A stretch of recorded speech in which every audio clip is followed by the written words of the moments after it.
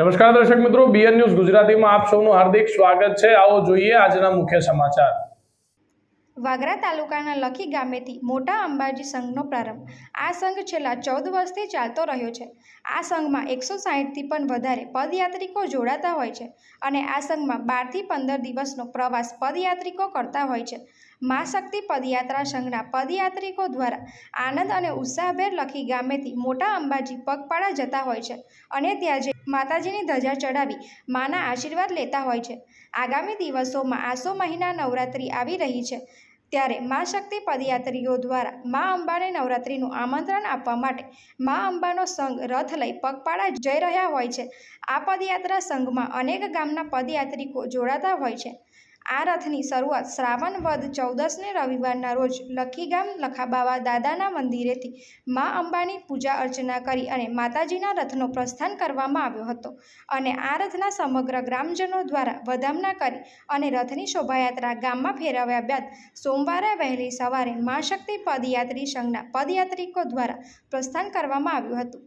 મા શક્તિ પદયાત્રા સંઘ અનેક ગામોમાં થઈ પસાર થતા હોય છે, ત્યારે આ મા અંબાના રથનું જે તે ગ્રામજનો દ્વારા વધામણા કરવામાં આવતા હોય છે અને મા અંબાના આશીર્વાદ પણ લેતા હોય છે।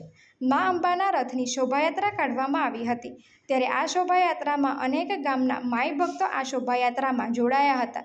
Reporter Mehul Parmar, BN news Gujarati, દહેજ। જય માતાજી।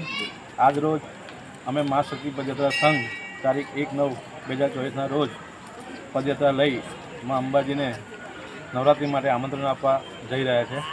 અહીંયા અમે 2010થી આ સંઘ લઈને જતા આવતા છે। લખીગામ ગામેથી નીકળી લખીગામની આસપાસના 10થી 12 ગામો જોડાઈ છે અને અમે 200થી 150 પદયાત્રી દર વર્ષે આ રીતે હર્ષોલ્લાસ સાથે માતાજીના દર્શને જઈ રહ્યા છે। આ સંઘ હંમેશા હર્ષોલ્લાસ અને આનંદ કરતો આગળ જઈ રહ્યો છે અને આસપાસના ગામોમાં સેવા કાર્યો કરતો રહેલો છે। તો મા શક્તિ અમને શક્તિ આપી રહી છે અને એ પ્રમાણે અમે લોકો આ યાત્રા કરી રહ્યા છીએ। આ સંઘની શરૂઆત કેટલા સમયથી કરવામાં આવેલી છે? આ સંઘ 2010માં રજીસ્ટ્રેશન કરાવી અમે 2010થી ચાલીએ છીએ। આજે 2024 થઈ, અમે 14 વર્ષથી જતા રહ્યા છીએ। સંઘમાં કેટલા ભક્તો જોડાય છે? 157 પદયાત્રીઓ આ વર્ષે છે। એમ દર વર્ષે અલગ અલગ 150થી 200ની સંખ્યામાં અમે લોકો પદયાત્રા કરતા રહેલા છે। ખરેખર આ જે ભક્તો આપની સાથે આવી રહ્યા છે તો ખૂબ ઉત્સાહભેર આવી રહ્યા છે, બાબતે શું કહેવું છે આપનું? ફૂલ ઉત્સાહથી દરેક ભક્તો જોડાય છે અને નવયુવાનોને પણ આ નવી પ્રેરણા મળે છે અને વર્ષો વર્ષ પ્રગતિ થઈ જાય છે સંઘની અને લોકો ખૂબ આનંદ કરે છે।